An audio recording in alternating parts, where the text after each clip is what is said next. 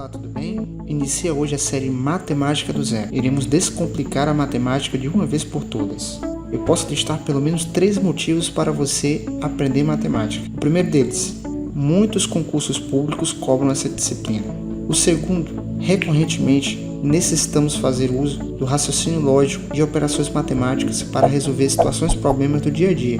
E o terceiro motivo, você estará na frente da sua concorrência. Matemática é uma matéria essencial. Então aproveite essa série, fique conosco e nos acompanhe nesta grande jornada de conhecimento.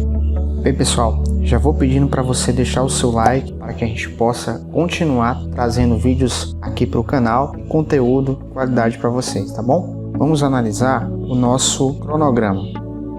Esse vai ser o nosso índice de assuntos que nós iremos tratar nesta série. Conjuntos numéricos, as 4 operações fundamentais, incluindo os números decimais e as expressões, frações ordinárias, operações algébricas, equações do primeiro e segundo grau, aquele conteúdo que a gente vê lá no ensino médio, ensino fundamental, inequações do primeiro grau, proporcionalidade, juros, relações trigonométricas, plano cartesiano e noções de geometria plana e espacial.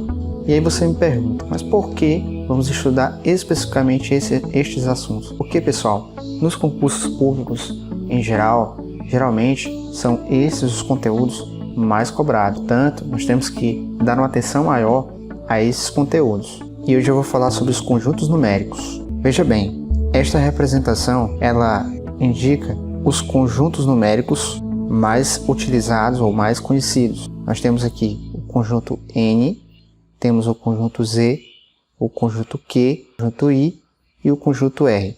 Ao todo, são 5 conjuntos. Vamos analisar quem é o conjunto N. O conjunto N representa os números naturais. São os números positivos, inclusive o zero, que representem uma contagem inteira.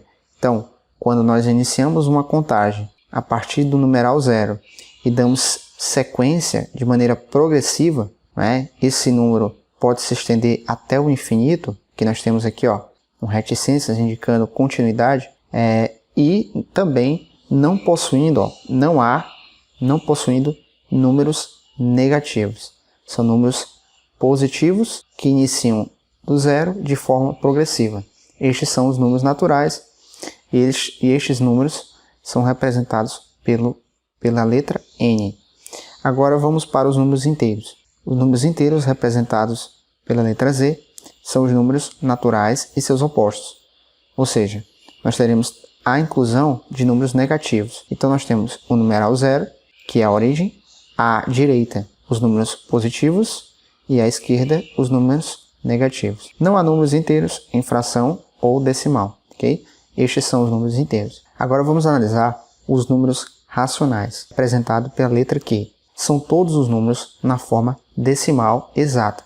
Então a forma decimal exata, na forma periódica ou na forma de fração. Então toda vez que nós nos depararmos com uma sequência como essa, nós teremos uma representação de um número racional. Então o número racional pode ser um número que apresente vírgula, ou seja, um decimal, ou um número periódico, ou mesmo uma fração. Vamos analisar aqui o exemplo que está aqui abaixo. Números decimais, na forma exata, podem ser representados desta forma: 1,2, 3,654, 0,005 e por aí e assim por diante. Na forma periódica, nós podemos representar da seguinte forma. Imagina só, eu tenho aqui um numeral separado por vírgula e observe que esta é a parte inteira do numeral. A partir disso, nós temos uma dízima periódica, números que se repetem. Para melhor representar essa dízima periódica, basta eu colocar uma barra acima do numeral 3. Assim, estarei representando de maneira simplificada a dízima periódica.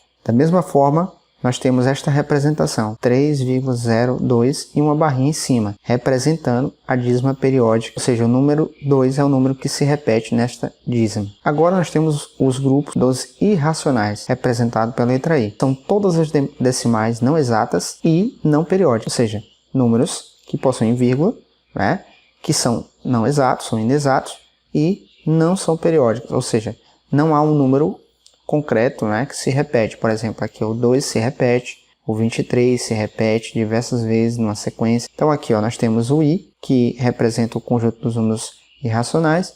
E aqui alguns exemplos, ó. Por exemplo, menos raiz de 2 sobre 6. Né? Se eu fizer a raiz, calcular a sua divisão, eu vou ter um valor, um decimal não exato. Raiz de 3 é o numeral π, né? Que vai representar uma dízima não periódica.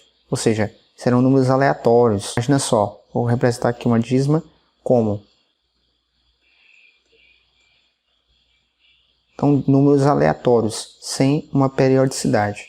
Agora, os reais. Os reais são representados pela letra R. É a união dos conjuntos numéricos citados acima.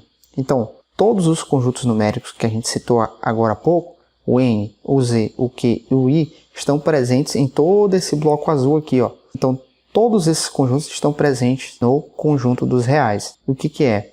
É a união dos conjuntos numéricos citados acima. Portanto, todo número, seja N, Z, Q ou I, é um número real. Okay? As raízes em que o radicando seja negativo, índice, par, não são reais.